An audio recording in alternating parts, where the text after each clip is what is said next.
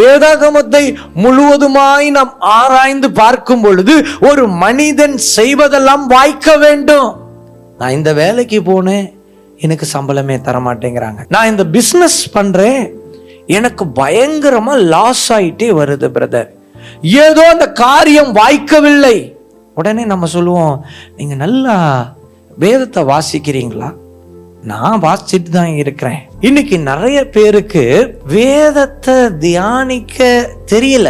நீங்க வார்த்தையா பார்ப்பீங்க, வெறும் வார்த்தையா, புக்கு வாசிக்கிற மாதிரி, கதை வாசிக்கிற மாதிரி வாசிப்பீங்க. ஆனா உங்க இருதயத்துல ஒரு பயம் வேண்டும், நான் தேவனை வாசிக்க போகிறேன். இன்னைக்கு ஒவ்வொரு கிறிஸ்தவர்களுக்கும் இந்த வேதாகமம் மிக மிக முக்கியம் வாய்ந்ததாய் இருக்கிறது.